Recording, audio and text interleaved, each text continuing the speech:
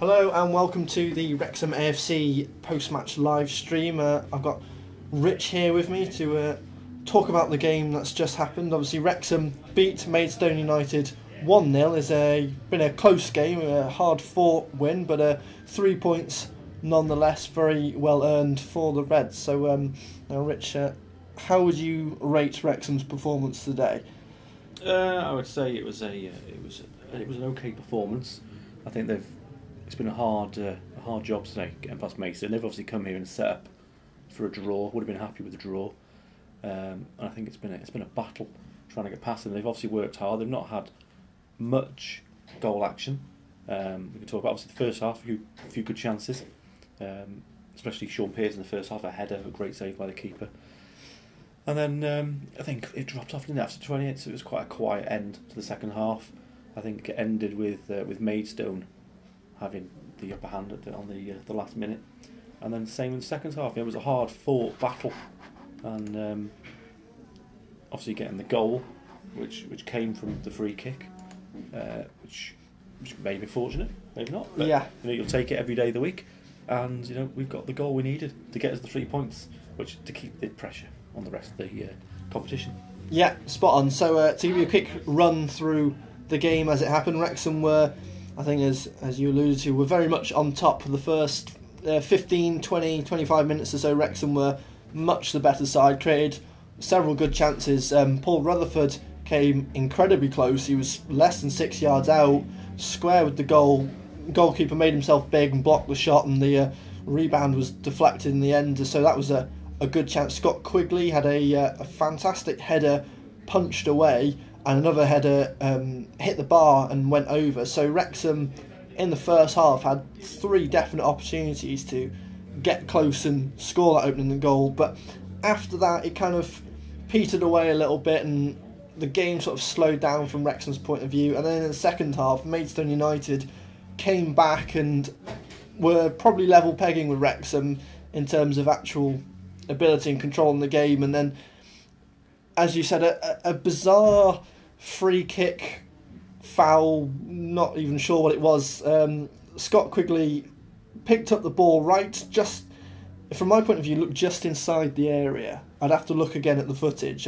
Not sure where it was, on the edge, maybe just outside the area, was punted to the ground, and the ref did nothing. The linesman furiously waved his flag to indicate it was a foul, and then I think the referee has seen obviously the linesman's doing that, so he's given it as a free kick. You're right. Okay. We're just going to get joined by James Jennings now. Given it as a free kick, and eventually, and it's led to the goal. So it was a bit of a strange one, but. So James Jennings, I'll ask you your opinion first of all of the free kick that sort of led to the goal. Do you think it was a free kick? No, I didn't. I just had to think about that. No, I didn't. I thought it was a free kick the other way, to be honest.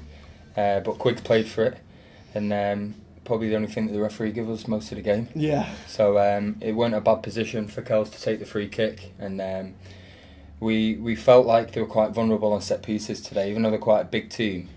Height wise, we thought they were quite vulnerable on set pieces. It was just a matter of time before we got one, and me and Sean kind of were trying to get across that front man, and it was a great ball by Kells and a fantastic header, and just what we needed. Well, you say the referee didn't give you much for the match. It was actually the linesman who gave you the free kick, wasn't it? Yeah, you're right. Yeah, it's the linesman who gave it. We just needed to get that first goal. I think we were a little bit disappointed first half that we didn't take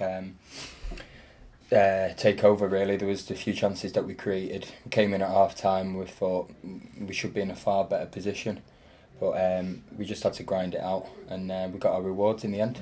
Yeah, certainly. So obviously, the first 10 minutes or so, Wrexham were very good. Obviously, Rutherford and Quigley had missed good opportunities to score. So what, as it came along, did you think, we're never going to score here? And you seemed like you were. I think it's a case of being patient. We know what we're capable of. We've got plenty of belief in the changing rooms, and we've come into half time many times in the dressing room and bill 0-0. And the most important thing is we keep a clean sheet, and then we grind it out throughout the second half and make sure we get that goal. And it did take a little bit longer than planned, but we got there in the end, and delighted with the win and the clean sheet. So, what does like Sean Pearson say at half time, for example? Because obviously you could pretty much every time there was a free kick or something, he was having a word with the ref and having a word with someone. So what impact does he have as the captain? Well, he's our leader. What you see on the pitch is what we get in the dressing room. You know, we've got quite an experienced group of players in the changing rooms, plenty of personality, character, and it's just a case of getting through that. That's where we've got our success through this season. Sean's our captain, our leader, and we go in at half time. We sit down and we discuss where we could have improved throughout the first half. We thought we could have been 2 or 3-0 up first half. Wasn't the case, so we just had to say, look, let's not get impatient, make sure that we don't go gung-ho and then leave ourselves exposed at the back, and just keep pushing on, keep believing. And I think we've been like that through the majority of this season, and the fans were brilliant there. Second half got right behind us, and I think you could see at the end, at the final whistle, what it meant to everyone. So this, you could say that this is one of those games where no matter what happens at the end of the season, this is sort of one of the where you'll look back and think, thank goodness we won that one. Yeah, it is. Yeah, I mean, we're unbeaten now. It was 14 games, and then we said let's go unbeaten until the end of the season. Why not? There's 8 games remaining, so that's another one that we've won and got a clean sheet. And there's plenty of belief in there. We said keep putting the points. Andy said it. Dean Keats, when he's left us in safe hands with the likes of Andy and Darlow and Wrighty coming up, and Oatsy. There's plenty of experience in the change rooms, and we're in a good position. So we don't want to give the season up. We just want to keep going, get as many points on the board as we can, and let other teams slip up. If we're up that top spot coming in the season, brilliant. If not, then make sure that we're in the playoffs. But we're not going to stop giving up, that's for sure. So, Dean leaving, now, I don't know how much warning you had of that, but did that affect anything from your point of view, or do you just think, right, Dean's gone, let's just carry on doing what we're doing? Things happen very quickly in football. Someone could be here one week and could be gone the next, and you've got to move on. Timing's never great, but it doesn't change our objective, which we set out at the start of the season, which was promotion. So with Dean going, great. He's deserved to move. He was our man that put a lot of things right and got us into the position we're in. But nothing else has changed. Andy and Darlow's come up, stepped up to the plate. It's their responsibility now to lead the team, and it's up to us as well as players to make sure we step up to the plate and continue that form and not let the season run away, not use anything as an excuse saying, Dean Keats has left, we're going to kind of take a while to get over it, sort of thing. So, as I said, our objective start of the season was promotion. 8, as cliche as it is, every game's a cup final, so we're just looking at one game at a time. What was the general feeling in the dressing room when the announcement came? As you're well aware, a lot of things are well documented on social media before you actually find out. So there was the talks and the rumours that he was going. This was leading up to our preparation for Woking away, and we were travelling on the Friday. I didn't travel last week, so I didn't. But Andy gave me a call. He made sure that he told me what was going on. The lads were informed that Dean had moved on, and that was it really. There's no point in going, oh, what's going to happen now? Things will take care of itself. For us, it's brilliant that Andy and Darlow have taken over. There's no one from the outside coming in. There's no drastic. I don't think anything drastically needs to change. We just need to continue working hard and doing what we've been doing, winning football matches and making sure that we'll be up there come the end of the season. And potentially having a new face, had it that they've come in at this stage in the season, it would have settled things, wouldn't it? Yeah, definitely. Yeah, I've been in that position many times before, as have a lot of the lads in the changing rooms, and it was a case for us that we just continue doing what we've been doing. Training's been good. The spirit around the camp's been great this week. Lads have worked hard, and we've been looking forward to this game. We've set a good record at home this season, making it this is our fortress, and we want to make sure when teams come here they're not going to get an easy game. So looking at your performance today, obviously you were out for a couple of games for suspension. You've slotted back in. When you've missed a couple of games, is it hard to get back up to speed, or do you just jump straight in as if you'd never left?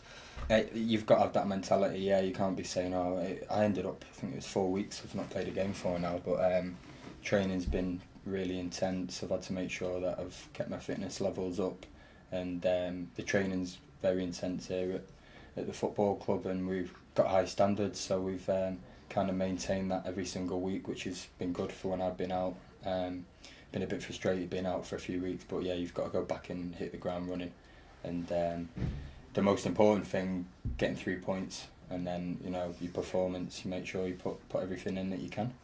And do other players, say like Mark Carrington has obviously been playing in your position for a bit, does that keep you on your toes so you don't get too complacent? Or Yeah, naturally, yeah, absolutely.